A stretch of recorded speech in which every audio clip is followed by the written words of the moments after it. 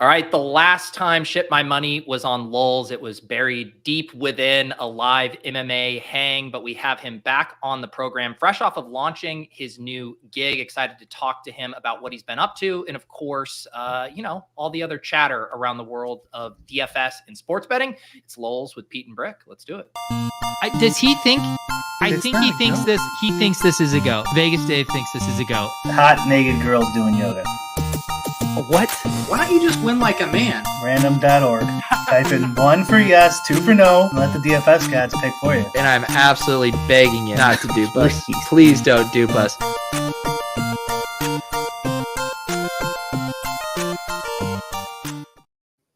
All right. I saw the page views, the numbers that Adam did on Neil Orfield's show, and I said to Brian, we gotta get Ship My Money page views on our program. Take us to great heights again. So it is, of course, Ship My Money. Welcome to the show, man. Hey, thanks for having me. Right. Yeah. It's probably been a couple of years since we last did a show. Were you on the infamous Randone show, or were you not, for the MMA hang? No, I was on with RBX, but yeah, it was probably like 2021, 2022. It was the fight that Nunes lost. Okay. Well, RBX on that show, just another, like Randone, another controversial figure in the world of DFS. So I guess that's a theme of those shows. Yeah, he is. Brian, how are you doing today? Good. I think that one I think Cody was on that. Okay. Was he on that one? Yeah, that was a while ago. Too bad, man. Ever since then, Randone's blocked me and RBX called me a ETR butt buddy. So like, yeah. How far we have fallen with those relationships. But as Grabba is here to spoil Ship My Money, does have a big announcement today. Tell us about this new strip club that you opened. I wasn't aware of this.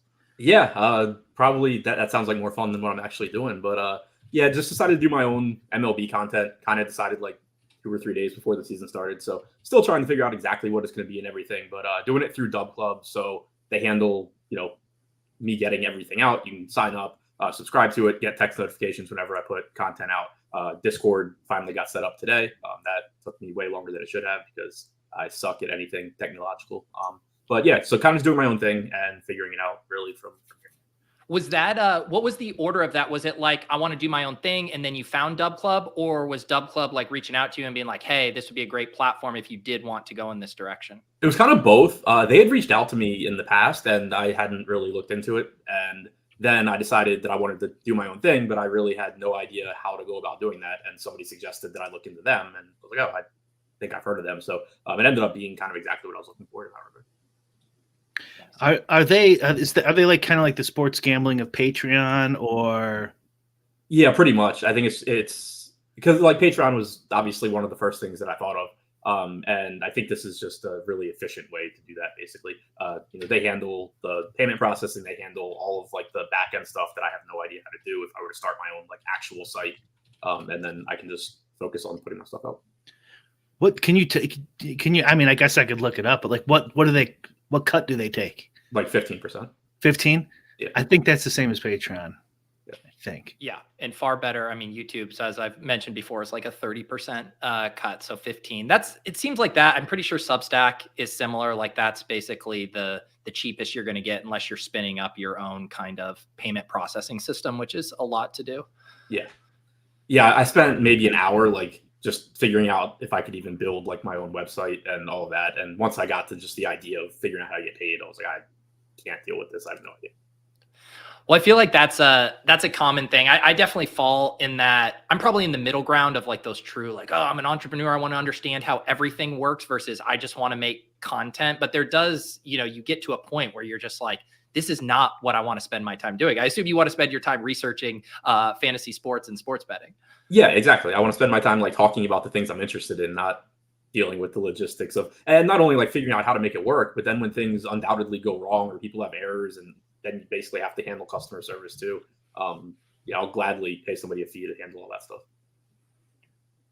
What has the experience been like otherwise? Have you had feedback? I know you had like a lot of diehard fans at Stokastic who particularly loved your advice and kind of your style of, DFS content. Have they followed you over there? Yeah, I was really happy, surprised, whatever, with like how quickly people signed up to it. Like I haven't done any marketing really for it yet, other than saying that it exists, and it's already gotten a decent following. People have reached out on Twitter. I just got Discord set up today, so that's one thing that's kind of sucked on my end is like I haven't been able to really communicate with anybody. So for me, like I've just had anxiety the whole time, like, oh my God, this thing probably sucks. Like everybody's probably so pissed off, and whatever. But some people have reached out on Twitter and said they're enjoying it so far, which has been nice. Now with Discord active, it'll be easier to kind of engage with everybody and see how things are going, what they're missing, all that stuff. We've kind of talked about you and Neil and some other just other DFS guys over I don't know the last few months about like what we would do and like what other companies are thinking, just brainstorming. And one of the things we were talking about is like if you sign like someone in your position, if you sign with site X, like one of the like for them it's good because they get like you have fans, you have a following, they get promotion, and they're gonna maybe get a certain percentage of people from Stokastic, etc. But like after that, after a while, like they could probably just get rid of you. Like in theory, like definitely something you, at least in my opinion, like I would be worried about if I was you. So like go in the direction you did, kind of like but you don't get the safety net of a big company in a salary, etc. Like did all that stuff like go through your mind? Yeah, pretty much. And the other thing too, just from having done it for a long time, you, at least me, speaking for myself, you kind of start to feel capped. Not that I wasn't being, compensated well or anything like that. I was, but like I'm aware of the value that I provide and my limitations, and that you can get people to do 80% of or 85% of what I bring to the table for a lot less. And, so kind of like almost from like a burnout standpoint too, it's like, okay, cool. Like I enjoy what I'm doing, but you can only make so much money. Whereas like, at least doing it this way, like if I add stuff or people really like what I'm doing, like you're directly compensated, which is something that I've always liked. Like, I mean, that's kind of a draw to why I liked poker and DFS and all that in the first place. Why even when I worked in like restaurants, it's like, oh, well, if I'm better at my job than somebody else, I'm directly going to make more money. So that I think is a positive for me, like a reason I wanted to just kind of do my own thing. But yeah, there is the flip side one of, things started out really well, but what happens in July when everybody's tired of baseball and they don't want to play anymore, or they don't want to talk about it anymore or whatever. And then also, for right now, while it's just me, I'm doing all the work, obviously. So like there's the whole balancing, I want to provide value. I want to do all this content and everything, but also like I want to not hate myself by June. I know we've speculated on the show maybe what went down, and I know there's only a certain amount of things you can say, but can you let the people know at all, like, what happened with that transition from Stokastic to doing your own stuff?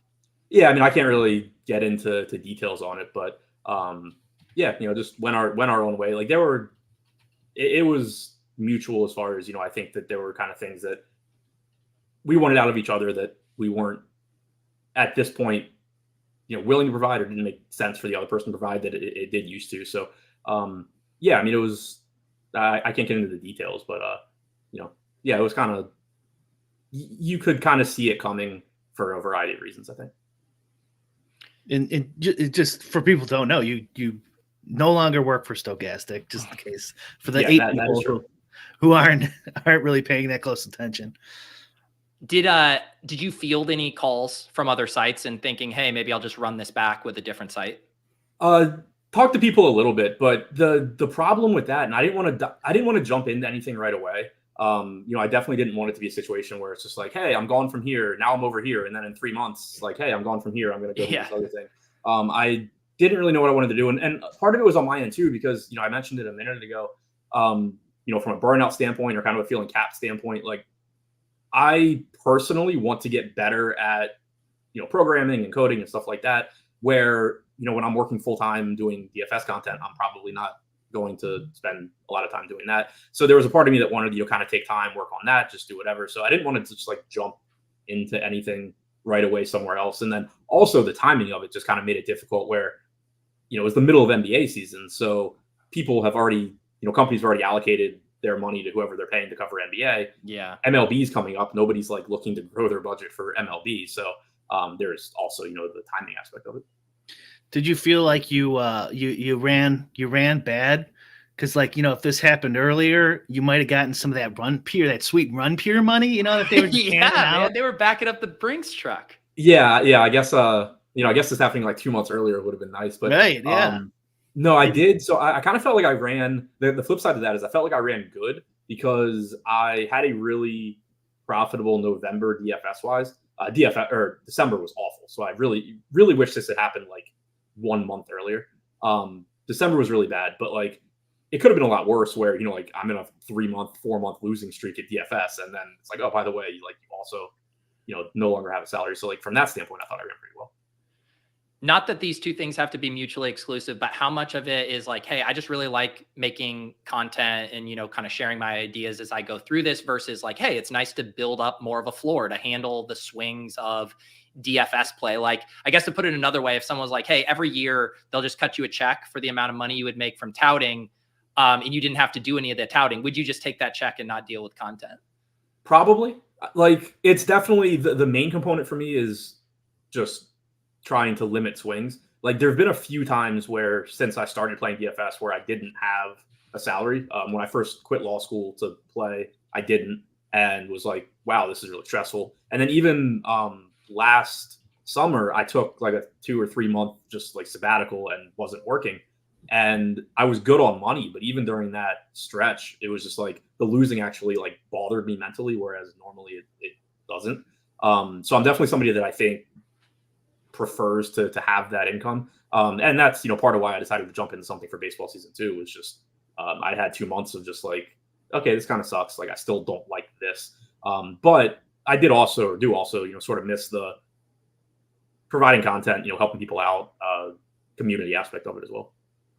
Are you going to do shows? I think makes sense for you to do them. Yeah. Yeah. It was kind of a logistical. So right now, I started out with just like, hey, I'm going to write an article behind the paywall. It was basically a logistics thing because like I don't even have a YouTube account set up. So it was like, okay, what's the easiest? And I wasn't entirely sure like what I could or couldn't do within like the Dub Club environment too. Now I have a better idea of exactly how things work. But logistically, I thought the article was kind of the easiest way for me to get going.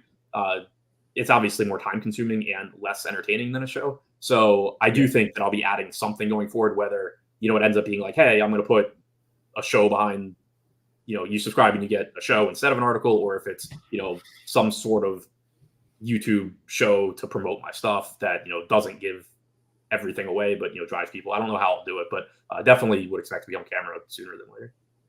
I don't know, Pete, what do you think? I would do a free show. What would you do, Pete? I think so. I think it's good to have some kind of marketing arm that's free to bring people in just to let them taste it a bit.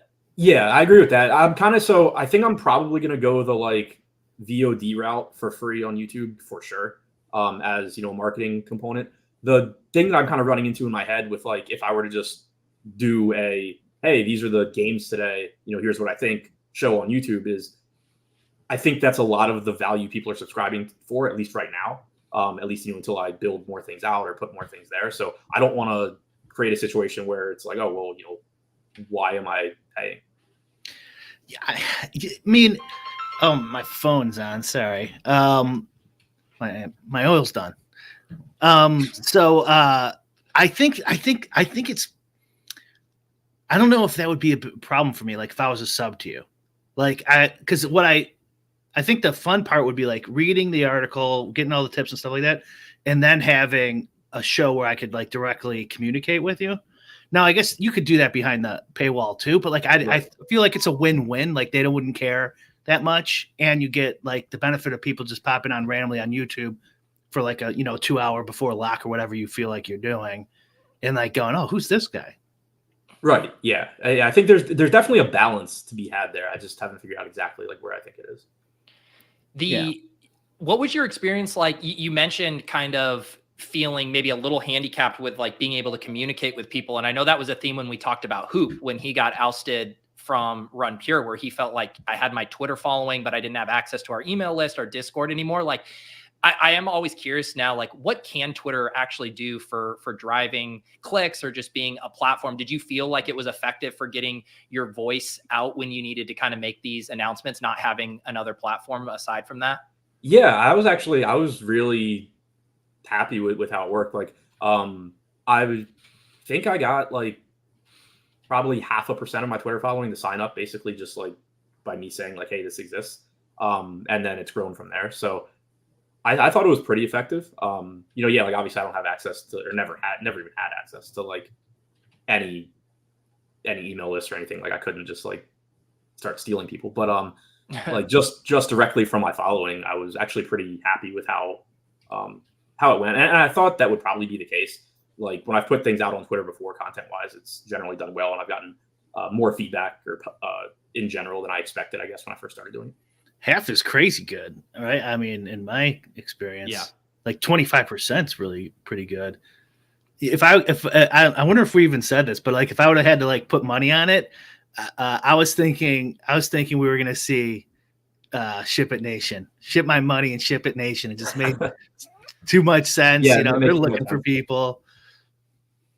I do have to, Brian had sent me the link yesterday and I was not aware of it, about what's going on with DFS Degenerate and having stage 4 cancer. Just want to, say we're all rooting for him, and like the positivity of his message was like very infectious and encouraging, and kind of seeing his attitude. So man, that hit me hard. I knew he wasn't doing well, but didn't know the details until Brian sent me that video. So definitely thinking about him. And if you guys haven't seen, you can go to his Twitter or the Ship It Nation YouTube. But yeah, that was bummed me out big time.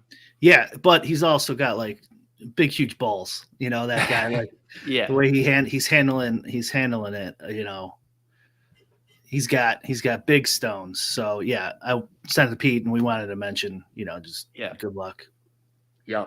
Adam, you mentioned too, I saw a tweet the other day, you were kind of shouting out, I think Cody Main's just like absolute virgin sicko, what was it? UFL content over there. And you kind of mentioned in the tweet that one of the benefits now of being independent is you feel like you can kind of call that stuff out in a way where you weren't able to previously. Have you been enjoying that burden being lifted? Yeah. And I don't even know that, like, it's not that like I wasn't able to, like nobody says like you can't say, yeah. It just feels weird. Like, cause it's at least to me, like it's always felt like you're on teams when you're like with a company or with a site. And like, maybe it's just cause I'm a way overly competitive person, but that's just always how it's felt. And it's like, well, I'm not going to like publicly compliment you. Like there are plenty of times where like, I've DM'd somebody, like, hey, this is really cool. I'm never going to say this publicly. Whereas like now it's cool to just be like, yeah, awesome. That's interesting. Yeah. What's your thoughts kind of on the DFS content game, like going forward? Like how do you think you think like, some of these sites, speaking broadly here, so not to get you in trouble, like any of these sites could really take off? Do you think that side of the industry is contracting or expanding? Yeah, I kind of think, and my thoughts on that sort of have changed over the last couple of months too, as I've sort of, I guess, kind of had time to think about it or thought about it more. I always sort of felt like the content side, like it offered value, but like I think it's more entertainment than actual, or thought it was like more entertainment based than actual like helping you get better at things. Because I always just viewed, again, being an overly competitive person, probably like from the time I got into DFS and was consuming content from like Roto Grinders back in 2015 or whatever, I was doing it with like the idea of I want to do this, like I want to be really good at this, I want to do this, make income doing this, whatever. And not everybody, most people probably don't have that mindset, but with where the game's getting to right now, I sort of felt for a while like I was providing less and less value because you're just getting better and better tools that are publicly available. And, less so than ever am I going to be able to say, like, is somebody going to consistently make money listening to my thoughts on something? And then I thought about it more, and like, it even kind of goes back to something I think you said on Neil's pod the other day about a lot of people kind of just like swapping variance right now with how hard the games have gotten. It's still, if you view this as, still a game where you have a better chance to make 100K in a night than anything that exists. And yeah, maybe over the course of the next 5 years, you're probably not going to be a profitable player. There's still like a gap there where you can consume content from somebody, and your chances of winning that 100K go from like non-existent to it could happen. So I think if, kind of viewing it through that lens of like, yeah, I don't think, unless you have the ability to like build out your own tools and whatever, and then you also just really like my advice or whatever, I don't think that I'm turning anybody from like bad at DFS into like a superstar. Like that's not happening. But I do think that there's value in the, hey, I work a 9 to 5. I don't have time to do any sort of research, but I find this game fun and I can make 100K at it if I get really lucky. I'll at least get a chance by consuming content. So that's kind of how I see it. And I think that market will always exist in some form because people want that chance at a big payday, and it's still, an easy way to get it. And you've seen the bigger companies all, I think rightfully so, just like driving everything more toward the tools that are going to give you that better chance to like be a crusher potentially. But they're also charging so much money where I think doesn't make sense for like a lot of people probably. And I think the like landscape and the fact that so many content driven sites are still very profitable despite all of these sim tools being available, like speaks to that people want that additional thing. They want the entertainment, they want the community aspect in the Discord, they want that tribalism feel or whatever, like, because otherwise you could just go subscribe to one of these sites, probably be a crusher with one of these tools and like not need that much else beyond it. Yeah, exactly. That was one thing that really surprised me too, when everything went down, was like the people DMing me about like, if you start your own thing, I'll follow you there or wherever you go, like blah, blah, blah. And, kind of like how committed a lot of people are to consuming content. Yeah. Yeah. They need to, go ahead, Pete. Oh, no, go for it. I mean, just like talking about like, giving out advice and whether, you should be doing that in charging if someone can't like become a crusher. I think like if they just reduce the rake, just like, 25% or something, you could increase the amount of, crushers a ton too. So, yeah, I wouldn't really, especially, with the prop game and stuff too, I think you're doing some of that stuff. Yeah. So like you can hand out some props for sure that are just plus EV that any donkey could go and get, and just say like at this line, stop. Once the line drops to this, don't do it. Right. Like stuff like that. But like anyone could be able to do that. It's keeping those accounts alive. So like this is kind of like the problem of being a disorganized group of gamblers is no one is on our side. Is like, so trying to get those two things where they don't ban us, don't limit us, reasonably, and maybe get some competition in there to lower the rake. Then everyone can eat. Yeah, exactly. And I think the whole, like you brought up props, and I'm doing a bit of that as well. Obviously, I don't have as much time. I don't have as much experience, rather, betting. I think I started in like November, December. But like you said, it's props. There's definitely just they're beatable in general. But I tweeted out like a couple of weeks ago asking if people were more interested in like DFS content or betting, and the vast majority said DFS, which isn't surprising given my following. But like, my thinking still was like, you could make more just direct money off of just following prop bets than DFS. But I think, combining them does, like you said, it at least adds value there. And yeah, if, rake and everything were to decrease, then obviously the value you get from subscribing somewhere even goes up. I am the KY in the chat wants to know, like, what tools are you using now? He also says, which tools do you daily drive? So yeah, kind of now that you don't have to be explicitly a company man, what is your tool suite? I use SaberSim. I've used SaberSim since last summer. Yep.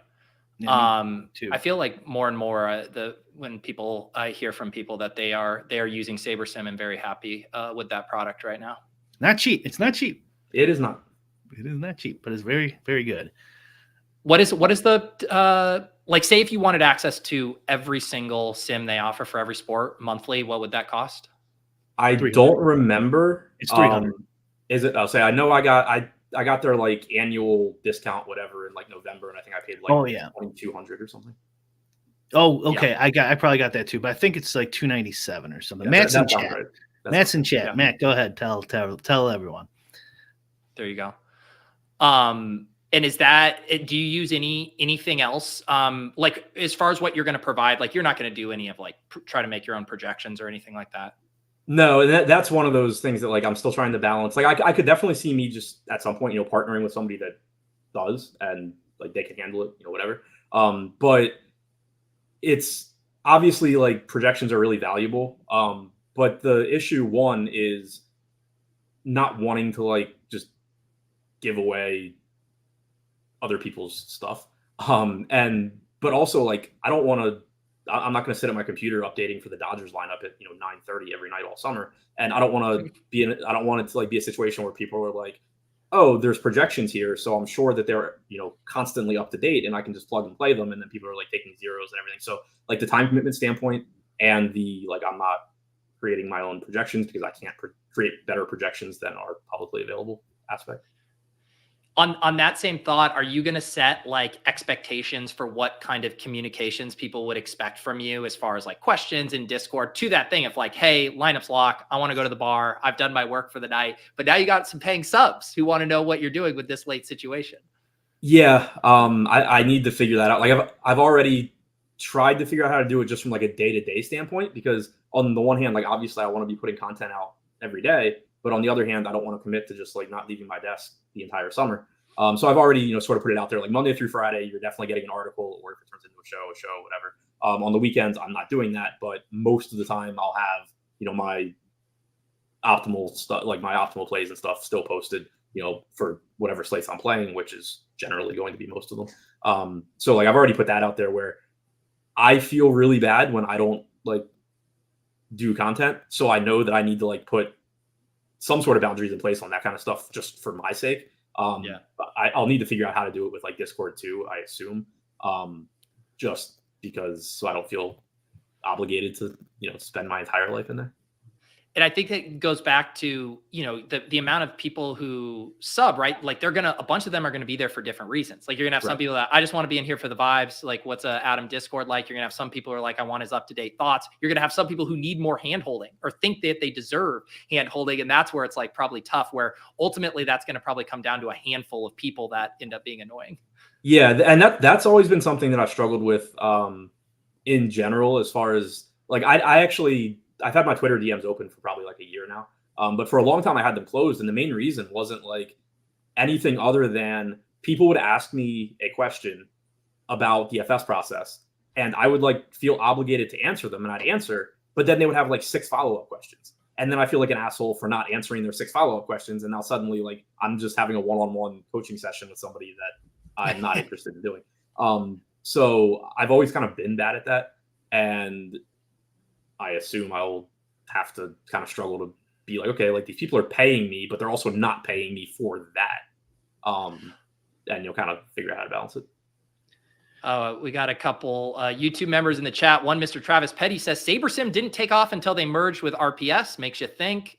Christopher says, I want Adam to hold my hand like physically. So there might be a market if you kind of want to, soft pivot to more of an OnlyFans model, Adam. Yeah, turn it into like a physical Discord instead of just online. Yeah, just do your meetups.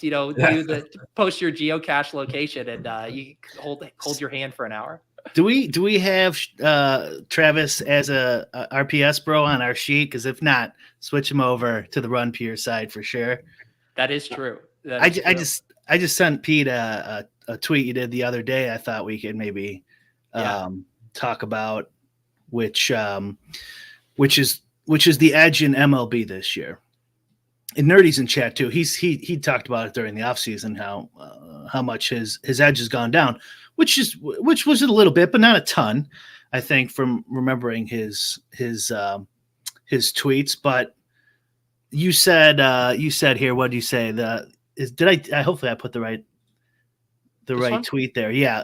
Basically the early season post contest sims haven't showed many people with an edge. I didn't know you use SaberSim, so you're probably looking at the same post contest data I was. And I thought it was a little lower than I was hoping, and that hasn't changed a ton.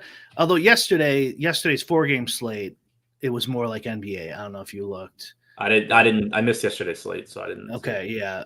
So, people don't know, like, it's NBA's like the top guys are like in the 50 to 90% ROI on any given slate. Like that varies. Like Shady's in the chat here. Usually he'll be up at the top, or you'll have Raging Phillip up there, and like it'll switch, and sometimes there'll be somebody up there who's not up there all the time. But like on any given night, that's the edge in NBA. And so far in MLB, it's been more in like the 5 to 20, really like 10, 15% for the top 150ers. And I don't want to get in a debate that everyone does is, well, that's because you're using SaberSim's numbers, and then SaberSim is going to be biased towards SaberSim. Yes, that's all true. But having post-lock information, you have a lot of info, right? You still have to use their data, but you have all the players, all the teams that everyone picked, and the amount of 150ers should be pretty similar from sim to sim. Now, it kind of isn't. Like after I've talked to Nerdy about his, and I've looked at Stokastics and stuff, and it can filter like a decent amount. But like when you get rid of those like 0.01% guys, like and just filter to the top guys who have a clear edge, it's pretty close. And so, anyways, I agreed with you here, but go ahead. Yeah, no, that was it was the same thing for me. Was when you looked at NBA, it was almost, both for me personally and when you look at like the top guys, it was always just like, man, that number is like higher than I expected it to be, especially because the general just thought process, at least within our Twitter bubble, is, NBA DFS is dead, and MLB, there's this massive edge because whatever reasons. So when I like the first or second slate that I played in MLB this year, and I looked and I'm, like 4% or 5%, I'm like, oh man, like what do I need to fix in MLB? And then I start looking at, who's like the highest guys. And I think on that first slate of the year or something, the highest like 150 was like 9% or something. And then, since then it's gone up to like 20. But yeah, just the number of people that are positive out of the 150 maxers. And then the percentage compared to what it is in NBA was the thing that really stood out to me, because like you said, you can, debate who the names are based on who uses that sim pre-contest. They're generally going to show up higher, but there's going to be some people in any sim that show up as big winners, and it just has seemed much smaller in MLB than I think the general consensus was, and certainly than I expected compared to NBA. And one kind of idea that someone might have is like, well, NBA's got a much bigger late swap advantage because the post-lock sims don't know that information, right? The post-lock sims don't know that LeBron got scratched last minute, and the guys who got those in are going to have a huge art. But if you look at the Friday night no late swaps that they've been doing, it's still much higher than MLB. Yeah, exactly. And it's interesting too, like going like the tweet that I put out specifically was the night that Sean Manaea was just dominating as like a 50% owned pitcher or whatever. And it's almost like it's always been, oh well, people chalk in NBA is so heavy, and baseball, like nobody should really be that popular. It's almost like people just aren't playing chalk enough still in NBA. Yeah, we got Shady here. The biggest thing is that, as far as I can tell, there's not a process that can get more than 80% of your 150 set to be plus EV, and it's not just your last 20% in that are bad. They are scattered everywhere. Yeah. That, I mean, I still think, I said this on Neil's podcast, that going forward, like that's what I'm looking at. It's like, how can I get that 20%? And maybe it's impossible, but I do think that that's definitely portfolio management, and that are kind of the next to whatever you want to call it, metas in my mind. And I mean, honestly, like looking, well, like it obviously this happened since the season started, so it didn't impact my like decision or my thinking as far as content goes, but it sort of like reinforces it too, where there are still people that are extremely good, programmers, data people, whatever, that are going to crush. I'm probably at this point as good as I can get at DFS or close to it. Just with, at least with the knowledge I have now. Obviously I can acquire more, but and so if I think about it through that lens, it's like, well, I'm still going to play DFS because I can just run good and make a lot of money in a short period of time. So that I think is where like you're still going to have people that play DFS, but it's just the edges are the margins are so much smaller now, especially in MLB. And if I was in your shoes, I would point out to my subscribers that the sims also show tons of 1, 2, and 3 entry guys with huge edges because, Adam and I, it just for the reason Shady just explained, we're going to be getting some donkey lineups in there just because that's the way. We don't know for sure which one of ours are going to be good. We can't predict the field perfectly, etc. But so and this is what I always say on this show, just do like 3 entries. Like you don't really need to do much more than that, and just make sure that they're not very similar, and just 2 blanket kind of rules. But like start there, and then find your favorite content provider, and if you can get a cheap sim somehow, you can get 2-3 lineups in there with a 80% ROI, no problem. Not no problem. Like you still have to be good, but like in consume content, etc. But you could do it. Right. And I sort of thought about that too, with one thing that I think has really shown up, not MLB specifically, but just in general, with more sim usage is like you can generate a lot of lineups that project to be plus EV. And so if you're playing limited lineups, there's still merit to then consuming content and it being like, okay, I have this whole set of lineups that I think are positive. I'm only playing 5 of them. Which team does my favorite content provider think is like the best play for whatever reason? And let me look at those lineups. So I think that makes a lot of sense. What percentage of your new subs do you think use Sims for their DFS? I would guess not a lot, but I don't know. It's something I would be interested in knowing. Like I definitely don't think that my target demographic is people using Sims. Yeah. But yeah, I don't know. Maybe they should Saberson should rip off ETR, Pete, and do that one lineup sim type of thing, because that makes sense for that. I mean it's polarizing, but I feel like that's kind of how it is. It's the 150 bros, which there are 30, I don't know, consistently over the years, 30, 40, and then guys who do 1, 2, or 3 entries. Like there's not a ton. Usually guys who do like 50 or 75 entries are like they're trying new things. They're basically professionals, or they're running bad and they're lowering their volume. But I feel like it's mainly like guys who play like between 1 and 10 or the 150 bros.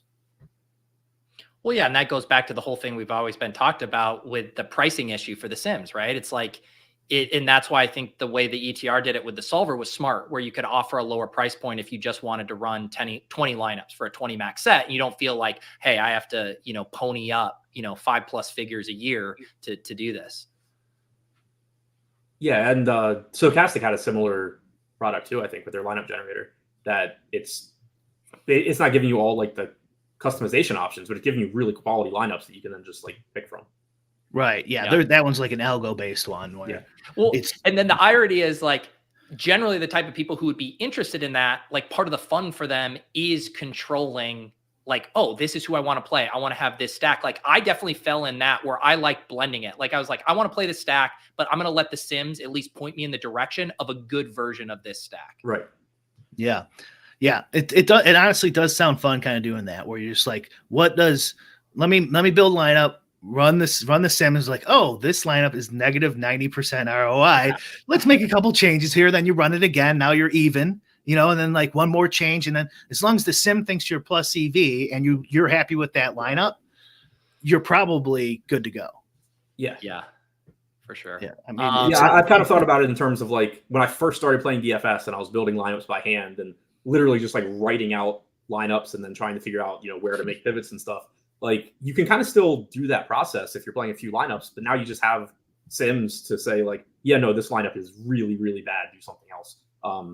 Before you enter it. And I think the last thing we've said a billion times on this show, but like gambling is entertainment, and some people just want to have fun and put in their favorite stack or whatever, or put in a team that their favorite content creator kind of might be suggested, and there's absolutely nothing wrong with that. Like I do it all the time. I wanted to say this when we were talking about the prop bets, by the way. My brother, when we were gambling for the NCAA, we ran kind of hot. We won like 70% of our bets. He got limited. Just from that, it's like on PointsBet.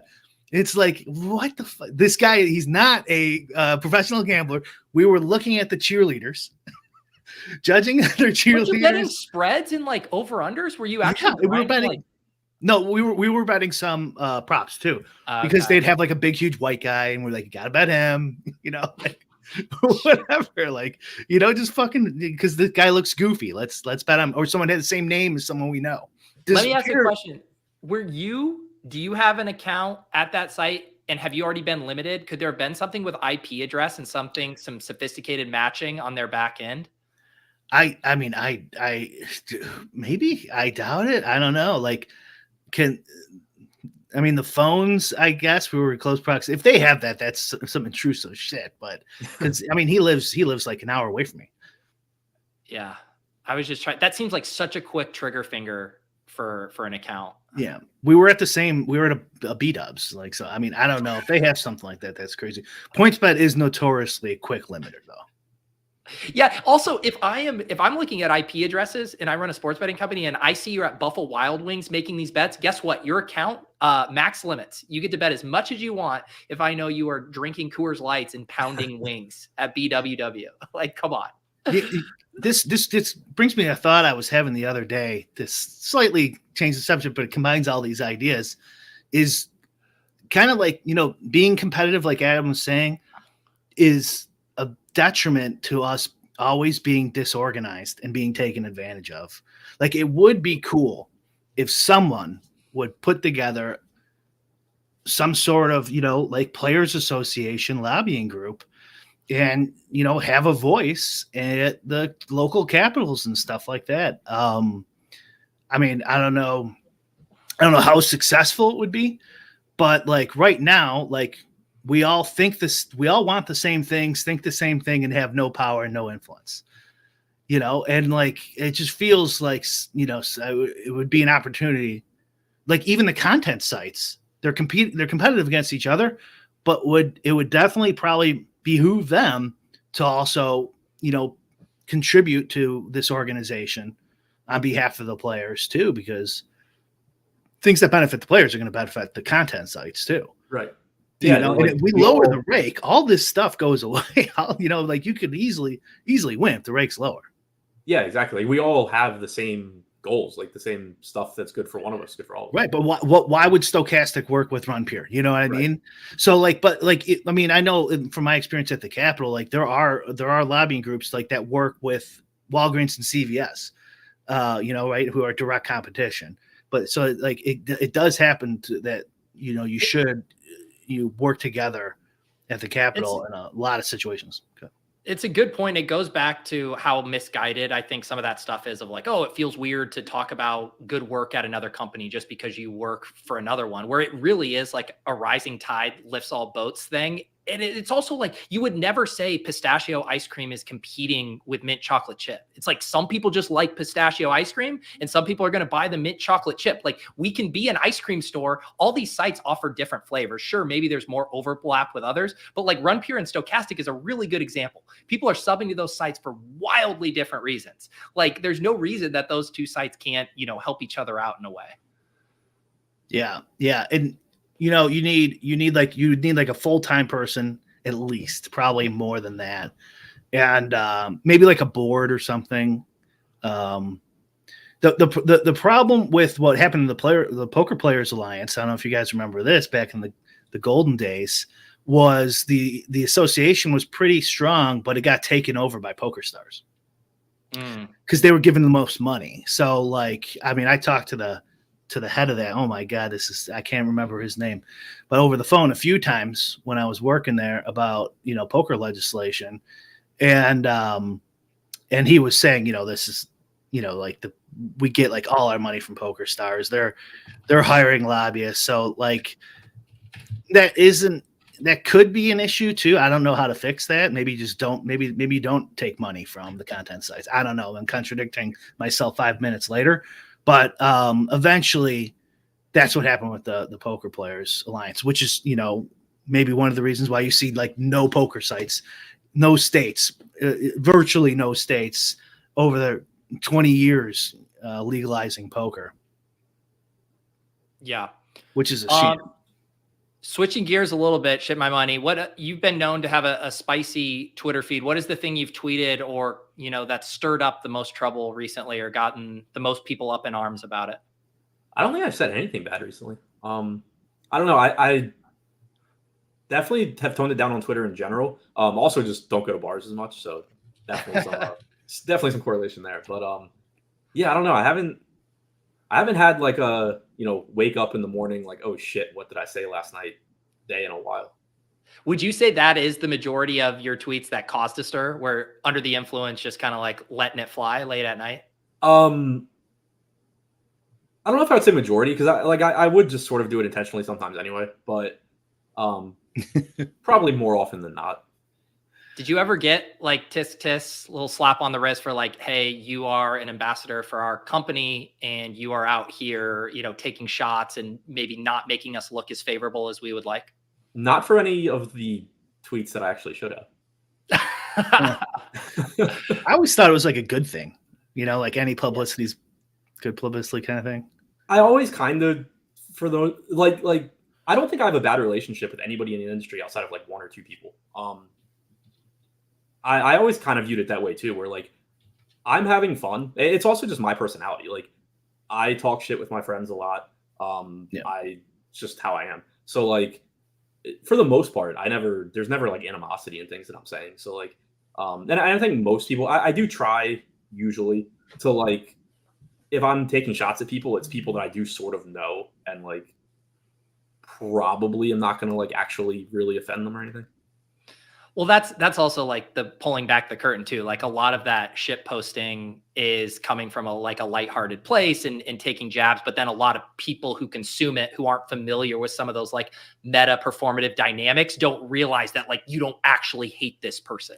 Oh yeah, the number of times where like people will sort of be taking my side like against somebody personally, and I'm like DMing with that person, like just like. Haven't you had that with Bime4 before? Don't you? Oh yeah, he's like the perfect example. You hate each other. Yeah, people definitely don't think, or there's definitely people that think we don't like each other. I can't think who it is, but there's another example that like Eric Lindquist, like we worked together and people thought we hated each other. We're friends. Like it's tough with the written medium. Yeah, because like your Twitter doesn't like totally resemble your online persona like on a stream too. I know we're all a little bit different, on a stream than we are in real life. Can't really help it, but like, especially a live stream. But it is tough with a written medium. It's just you like read something. I hate your guts. Like they don't know you're kidding, and you love that guy. Right. Well, and also as far as my personality on live streams, like the vast majority of live streams I've done, at least recently, were with Josh, who is an absolute asshole on live stream. So like, I can't then also be an asshole. That's what's going on. We got lots of people in the chat. People are wanting you to comment about Jesse now working at Stokastic. I've seen that a few times in the chat. I don't know who Jesse is or what that is in reference to, but do you have any comment on that? All that I know about it is like, I guess he's downside of me. He's been going on there like or whatever. But yeah, I don't know. I've seen like people making jokes about it on Twitter, but I don't know what they're talking about. Another case of an immigrant taking an American's job. I'm kidding. Oh, where are they from, Brian? He's from Canada. Okay, I think. There you go. Wow, man.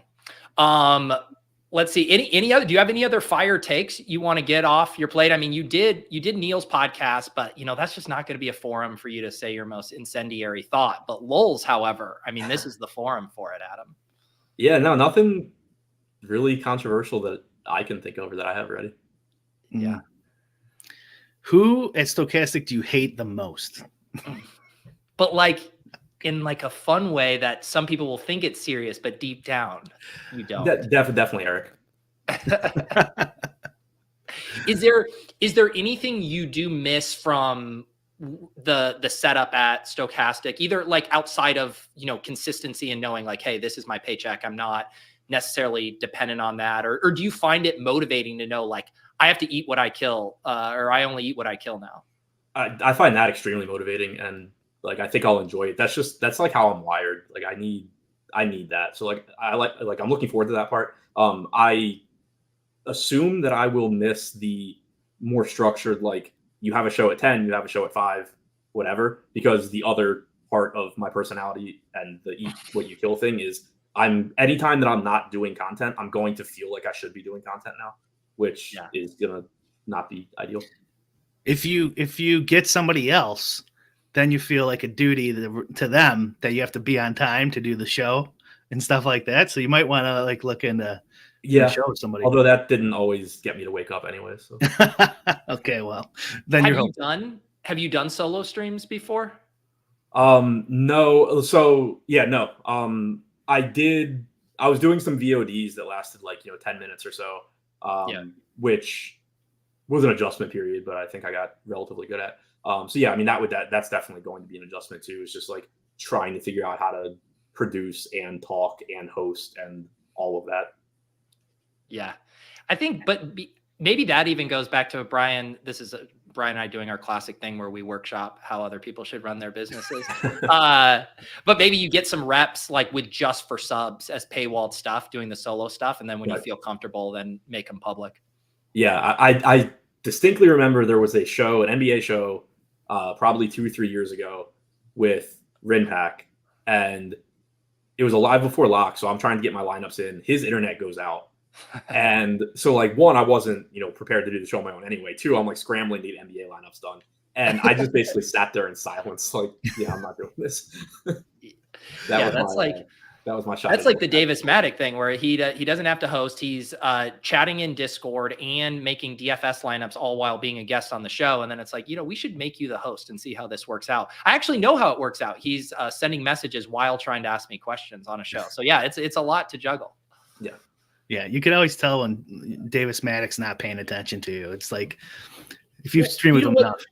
He's so brazen about it. He's in my Discord talking while interviewing me. I see him just posting. I'm like, how did you just write that paragraph? Like we're on a fucking show right now. It's unreal. I do this thing where like I look up, I know when I'm thinking, I look up. It's I see myself when I watch these shoes. And so like I'm like, oh yeah, and I'm like, oh, that was a good point. Let's see how he reacts. And I finally look. He's like down there. Like fucking asshole. My giveaway is usually if I'm like looking at my side monitor while somebody's talking to me.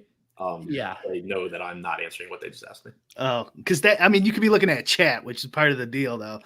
For me, anyways, looking over the side. Yeah, well, and that was always a bad one for me too. Like I used to just not even keep YouTube chat open, and then I finally started keeping it open. And like the amount of times per show now where it would just be like, "Hey, Adam, like, what do you think?" And I'd be like, "I have no idea what you're asking me." Yeah, exactly. Sacrilegious. My favorite part is when you can see the reflection of Davis browsing Twitter and his picture frames behind him. Also, Neil not doing himself any favors to disprove that he's a robot by saying next time on a show, I'm going to get ChatGPT to tweet at the same time just to put everyone on tilt. Sorry, Nerdy. We already know you're a robot who can be in multiple places at one time. Ship, who do you think are the best DFS players right now? Who are the people on heaters? Shady. Yeah.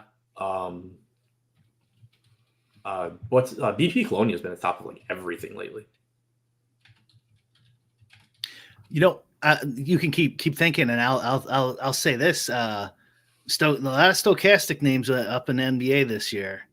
There are definitely good marketing for them, especially Tom. Jesus, Tom. I was when I was thinking through like who I think's been doing well lately. He was going to be the one that I added when you got back to me. Yeah. Do you think are you going to feel compelled to do more screenshot marketing now that you are on your own here? Probably not. Because like I'm not.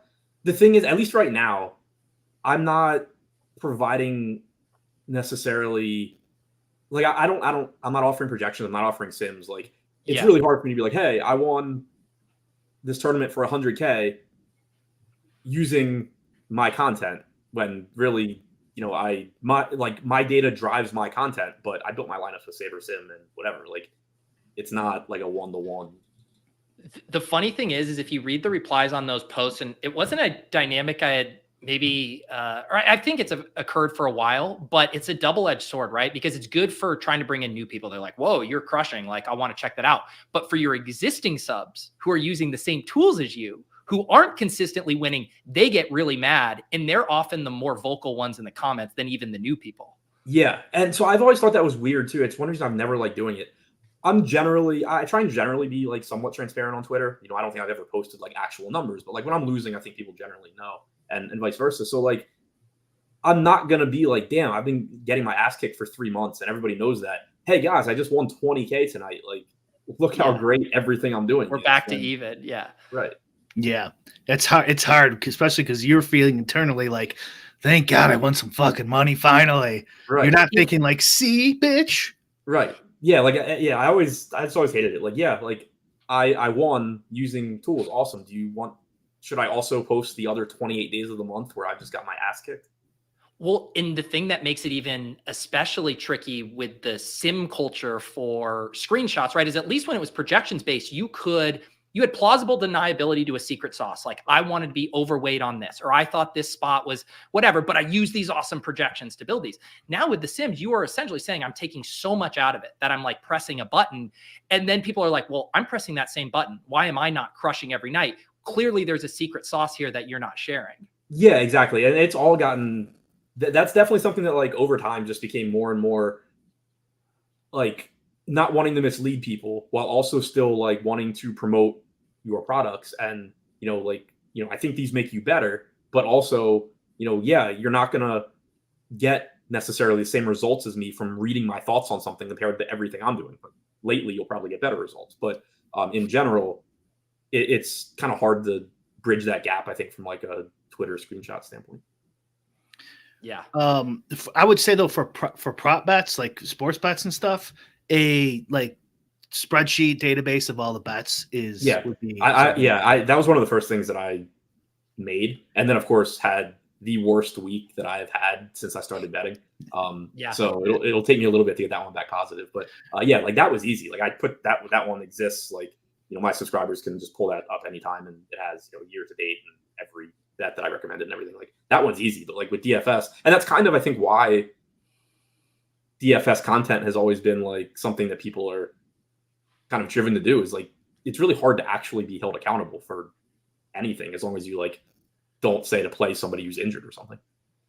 If I had to give out my PR tip for how to handle screenshots, and I know people have bristled when I offer these unsolicited PR tips before, but I would say, share your subscribers' wins, boost those, signal boost those, because that's a much more relatable thing. Oh, I could be that guy. And if you are going to share your own, include a piece of content where you were on the record saying like, this is an angle to do tonight. Include the clip, include this feature in the tool is a way to get a unique team. Oh, and that's how I got onto this one. Like if you compare it with like an actionable thing, but just saying like, I'm crushing, it's like, well, no shit, you're some big brain DFS player and I don't know how to do what you do.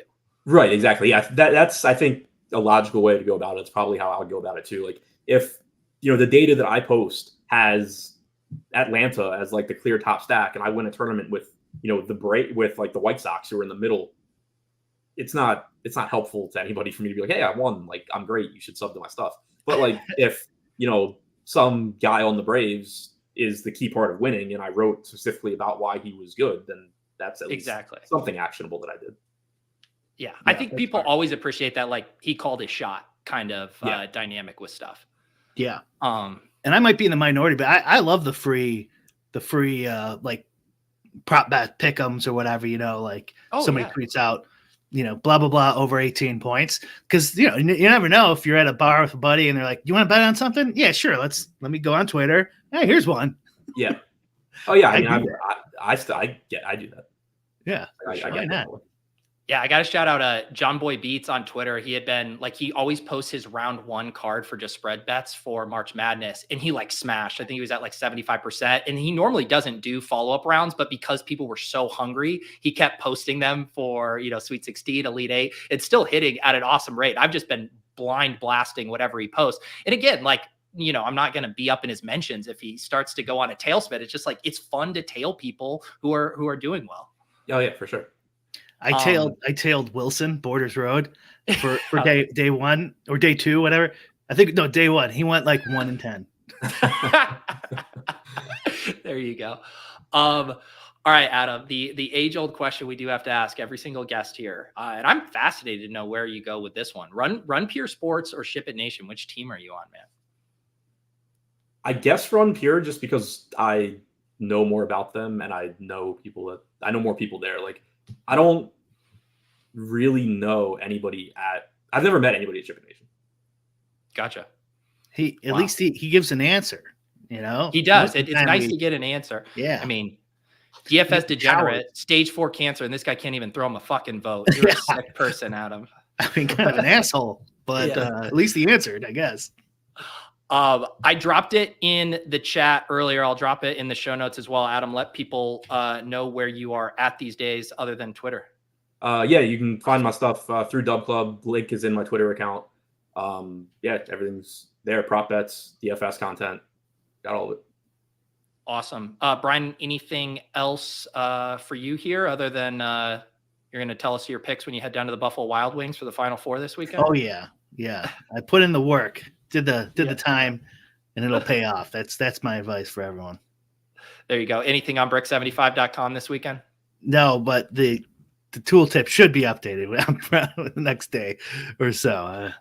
All right, we'll do a show on that soon once the tooltips for the best ball draft caddy are live. I have a new video over on the Deposit Kingdom YouTube channel, reviewed a $100 single entry best ball draft. I did, if you want to check that out. Otherwise, we'll see you guys next time on Lulz. Thank you again to Adam for joining us. For Pete and Brian, we'll see you next time.